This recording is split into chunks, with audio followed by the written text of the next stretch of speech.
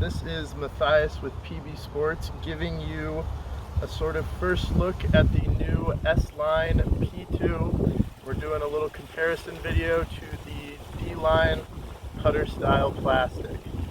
So I'm going to do 3 flights with this. I'm going to do a hyzer release, a flat release, and an anhyzer release. There's a little bit of headwind today, so it might be a little bit flippy.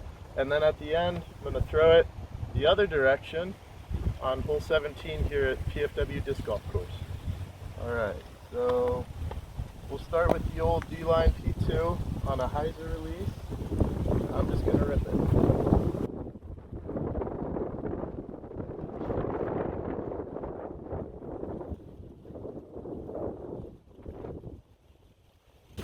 Gave that a lot of hyzer. Didn't really want to flip up, which is surprising. It is a brand new disc, so understandable. We'll do this one hopefully on the same line.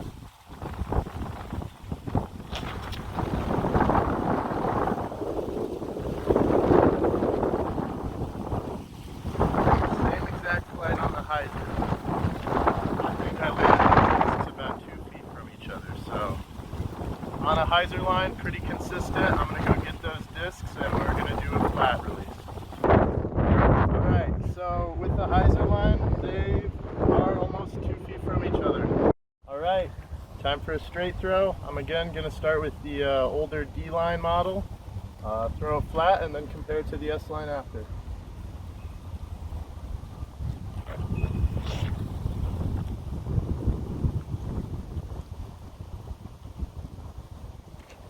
Came out with a little bit of hyzer, but held that baby hyzer line the whole time, didn't really flip or didn't really want to finish much more than the angle I put it on. So we'll try the S-Line now.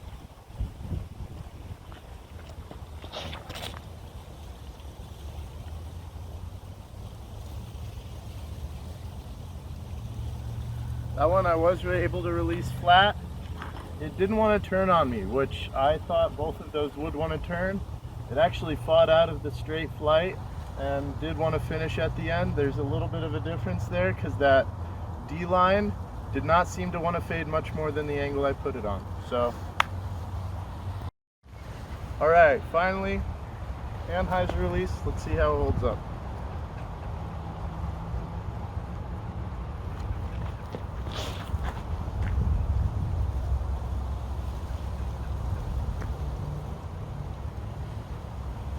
Had it a little nose up, but it got a full S-Flight out of it, which I'm surprised. I didn't think these putters could handle that kind of torque and still finish, so see how the S-Line does.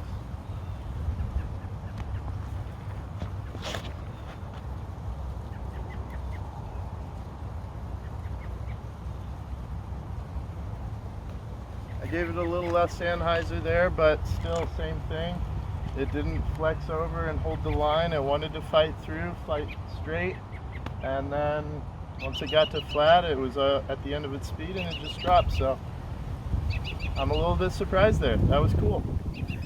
So Discmania did a very good job with this new S-Line stuff and with their D-Line stuff.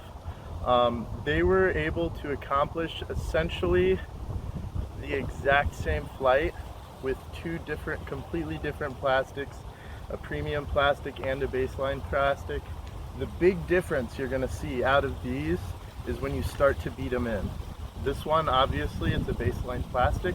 It's going to beat in a little bit quicker, so you are going to be able to get that to straighten out and eventually flip over much quicker than the S-Line. So the S-Line is going to have a very consistent feel for a much longer period of time. But the P2 is a great putting putter. So if you want that putting putter feel, that if you putt with the P2s or if you want to start putting with the P2s, you're going to have that great, comfortable feeling grip. And then if you want to change to a throw, you're going to have that exact same shape feel, but you're going to be able to beat this up much more. So I think that's where the difference is going to shine when you start to beat the crap out of them. And I'm going to end here just by playing a hole, and I'm going to drive with the S-Line and I'm going to putt with the D-Line.